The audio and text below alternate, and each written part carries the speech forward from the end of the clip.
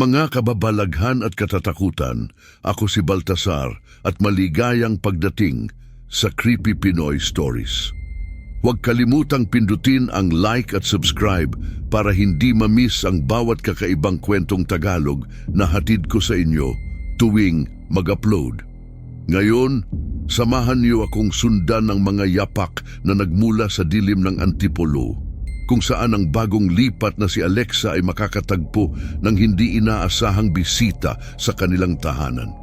Sa bawat hakbang ni itim na yapak, isang lihim ang naghihintay na mabunyag, lihim na maaaring baguhin ang kanilang buhay magpakailanman. Sa tahimik na umaga sa Antipolo, masiglang binuksan ni Engineer de la Cruz ang malaking pinto ng bagong tahanan. Ang mga kahon ng gamit ay isa-isang inilalabas mula sa truck ng lipat bahay at ang bawat kalansing ng gamit ay tila nagsasabing isang bagong simula ang naghihintay sa kanilang pamilya. Ang araw ay sumisilay sa mga sanga ng puno, nagbibigay liwanag sa bagong kabanata ng kanilang buhay. Si Alexa na may halong lungkot sa kanyang mga mata ay tahimik na pinagmamasdan ang mga puno at tanawin ng Antipolo. Ang malamig na simoy ng hangin ay hindi sapat upang palitan ang init ng syudad na kanyang kinagisnan. Malayo sa ingay at gulo ng Makati kung saan siya lumaki, ang bawat huni ng ibon ay paalala ng kanyang pagkamis sa kanyang lumang buhay.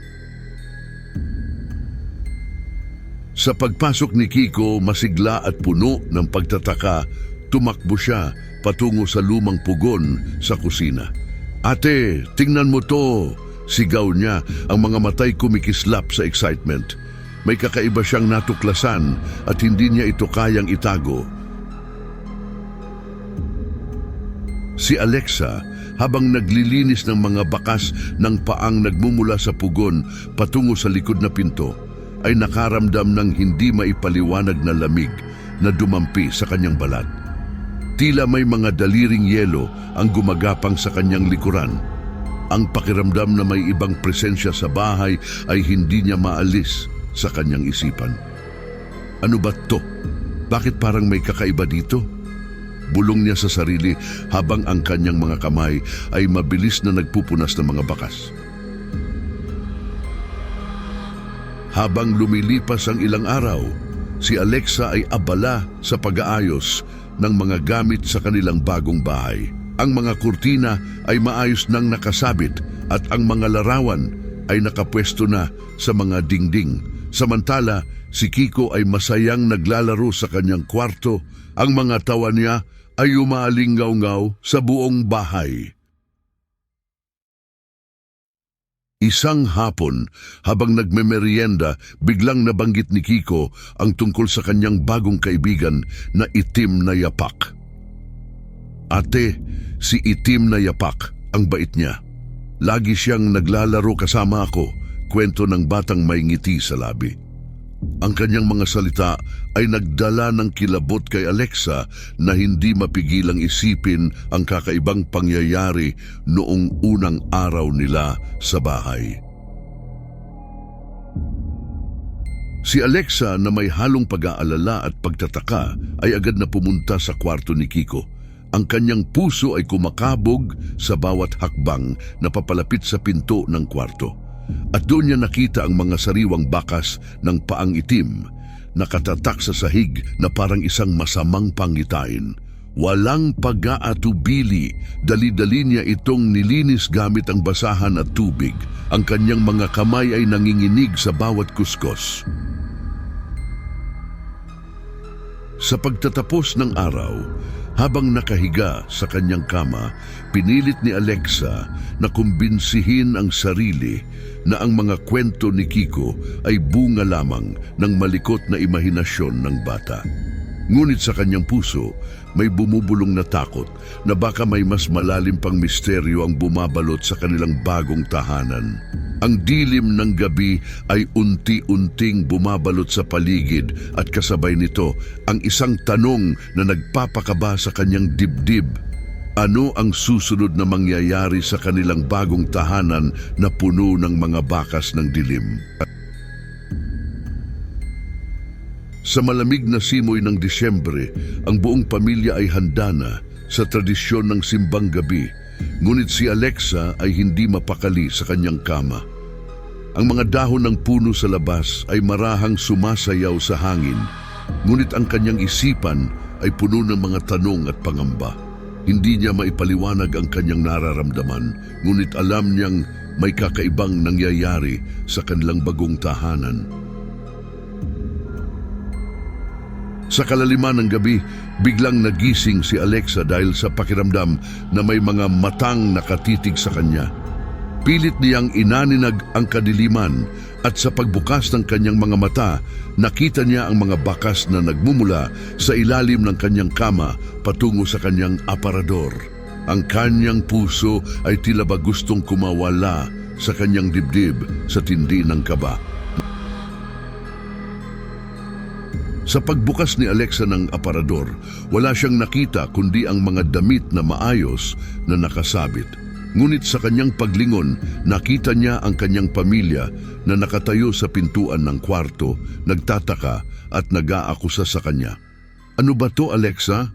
Bakit may mga bakas na naman?" tanong ng kanyang ina na may halong pagtataka at pag-aalala. Sa pagnanais na malutas ang misteryo, nagpasya si Alexa na magtakda ng isang bitag gamit ang tulong ni Kiko upang mahuli ang itim na yapak na pinaniniwalaan niyang responsable sa mga kakaibang pangyayari. "Kiko, kailangan ko ang tulong mo. May plano ako," bulong niya sa kanyang kapatid na may determinasyon sa kanyang mga mata. Ang mga bakas ay hindi lamang mga marka sa sahig. Ito ay mga gabay patungo sa isang mas malalim na kadiliman na naghihintay na mabunyag. Sa bisperas ng Pasko, ang bahay ay puno ng ilaw at masasayang dekorasyon, habang ang pamilya de la Cruz ay abala sa pagdiriwang ng Noche Buena. Ang mga tawa at kantahan ay umaalingaw-ngaw sa buong bahay, ngunit ang puso ni Alexa ay hindi makaramdam ng kasiyahan. Sa gitna ng kasiyahan, narinig ni Alexa ang mahinang pakiusap ni Kiko sa kanyang kaibigan na itim na yapak, na tila ba ayaw niyang iwanan siya ng nilalang. "Huwag mo kong iwan, ha? Dito ka lang," mahinang usal ni Kiko sa isang sulok ng silid. Dala ng kuryosidad at takot, dahan-dahang sinundan ni Alexa ang boses ni Kiko at nakita niya ang isang nilalang na matangkad, walang mukha at naglalakad patungo sa pugon. Ang kanyang hininga ay tila ba napako sa kanyang lalamunan at ang bawat hakbang ng nilalang ay nagdudulot ng malamig na kilabot sa kanyang katawan. Si Alexa, habang nagtatago sa likod ng pinto, ay pinanood ang itim na yapak na dahan-dahang pumasok sa pugon at tila ba naglaho papunta sa tsiminea. Ang kanyang mga mata ay nakatitig sa tsiminea, hindi makapaniwala sa kanyang nasaksihan. Sa kanyang isipan, umiikot ang maraming katanungan at takot, ngunit may isang bagay na sigurado siya. Kailangan nilang harapin ang nilalang na ito. Ang paglaho ng itim na yapak sa tsiminea ay hindi katapusan kundi simula pa lamang ng isang mas nakakakilabot na katotohanan na malapit ng mabunyag. Sa gitna ng kadiliman ng gabi, ang magkapatid na sina Alexa at Kiko ay naglakad ng may pag-iingat patungo sa tsiminea, ang kanilang mga matay puno ng determinasyon na harapin ang nilalang na bumabagabag sa kanilang tahanan. Ang mga yapak nila sa sahig ay tila ba mga tambol na nag-aanunsyo ng isang hindi maiiwasang pakikibaka. "Kiko, kailangan nating malaman kung ano talaga ang nangyayari," bulong ni Alexa sa kanyang kapatid. Ang kanyang boses ay halos hindi maririnig sa pagitan ng kanilang mabibigat na paghinga. Tumango si Kiko, ang kanyang mga kamay ay mahigpit na nakahawak sa laylayan ng kanyang ate. Sa pag-abot nila sa chimenea, isang hindi inaasahang aksidente ang naganap. Sa pagkakatumba ni Alexa, isang kandila ang napabayaang mahulog at ang liwanag nito ay mabilis na naging isang liyab na sumakmal sa alpombra. Sa isang iglap, ang apoy ay kumalat na parang hayop na gutom, nilalamon ang lahat sa paligid. "Alexa! Kiko! Lumabas kayo dyan!" Sigaw ng kanilang ina mula sa labas ng bahay. Ang pamilya de la Cruz, kasama ang mga kapitbahay na nagmamadaling tumulong, ay nakipaglaban sa apoy, subalit ang tahanan na kanilang pinangarap ay naging abo at usok. Ang mga sirena ng bumbero ay umalingaw-ngaw sa tahimik na gabi, ngunit huli na ang lahat. Nang dumating ang mga autoridad, ang kanilang pagsisiyasat ay nagtapos sa konklusyon na ang sunog ay dulot ng isang aksidente sa kuryente. Ngunit sa kaibuturan ng kanilang mga puso, si Alexa at Kiko lamang ang tunay na nakakaalam ng dahilan sa likod ng trahedyang ito.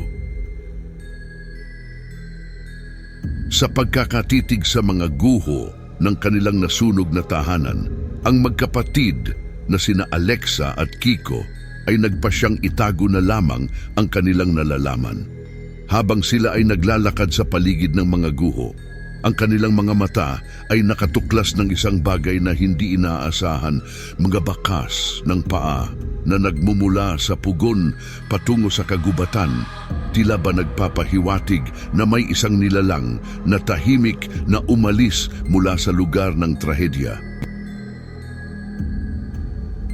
Ang dalawa ay nagtama ng tingin at sa isang hindi binigkas na kasunduan, na pagdesisyonan nilang ang misteryosong itim na yapak ay kanilang lihim na lamang.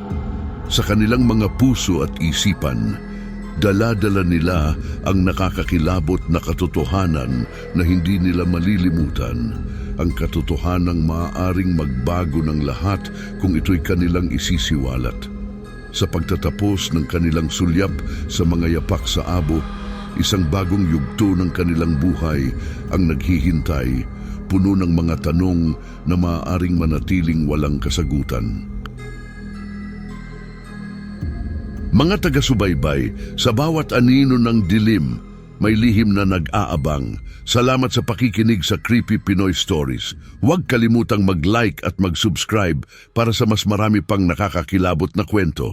Hanggang sa muli, mag-ingat sa mga yapak na maaaring sundan ka sa iyong pagtulog. Sa susunod na upload, magkita-kita tayong muli. Hindi ko na makapaghintay na kayo'y muling takutin.